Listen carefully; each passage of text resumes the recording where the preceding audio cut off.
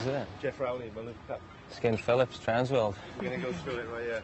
The hardest part actually was just kind of the flow of it. Yeah. You know, because the actual course was supposed to be a little bit longer, so it's a little cramped in. Flow all the way around, or have you built it in little sections? It's built so that someone can't do a trick and pick their board up and run back up the stairs. Yeah. Like if you hit something, hopefully there's something you can muck around on afterwards.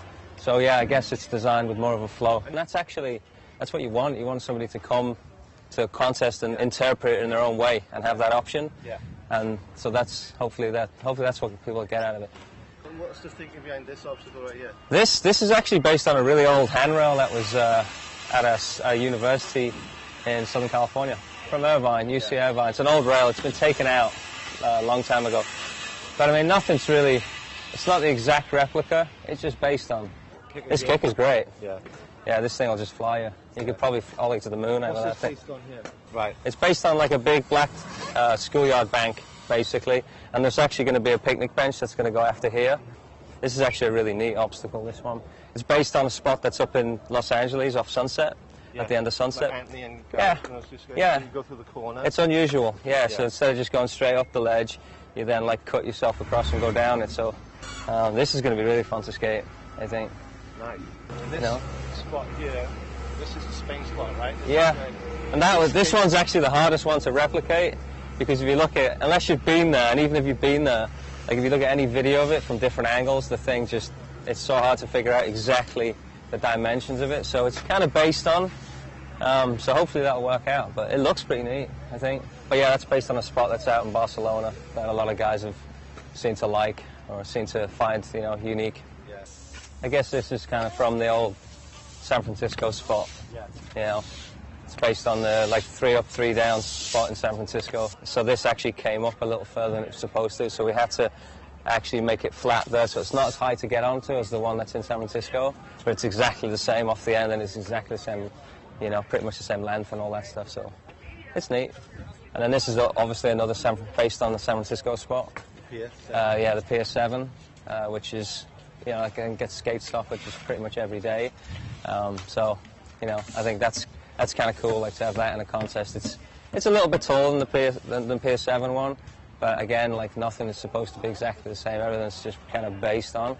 And that way, at least it's new, it's fresh. It's not somebody's not comparing it to a spot that they've already skated. They're just looking at it and go, oh, it's kind of like that. And we'll see. And then the bricks in the background. The bricks, that's really rad. Yeah, this is really rad.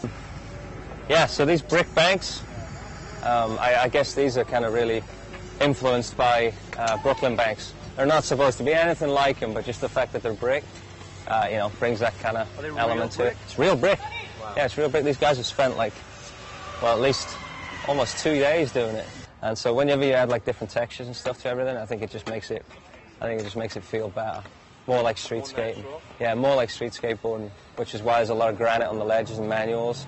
And which is why that this is a brick bank. And also they've actually polished this a little different from last year, so that the landing on these big rails and stairs is not so slippy.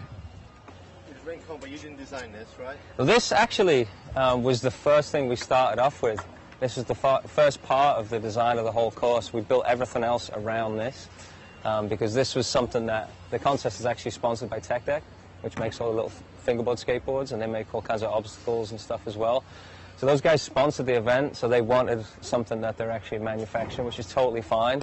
And this was the obstacle that we chose. So it's based on a spot down in San Diego, but again, it's not the exact dimensions. It's a little bit smaller, and some of the reasons for that are because, we don't have as much run-up as what's at that school, for one.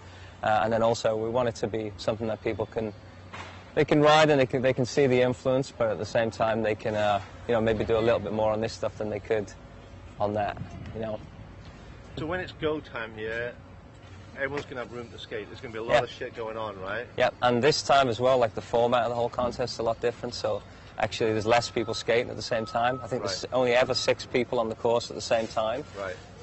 So there won't be the same kind of problem like there was last year where people were running into each other and all that. The actual format of the contest is what's going to dictate how people can ride. Yeah. Whereas last year they were pretty straightforward. You had to go that way, then there, then there. Yeah. This time it's differently. You're actually going to have to use a lot more of the course on each part of the contest. Who's going to win on Sunday?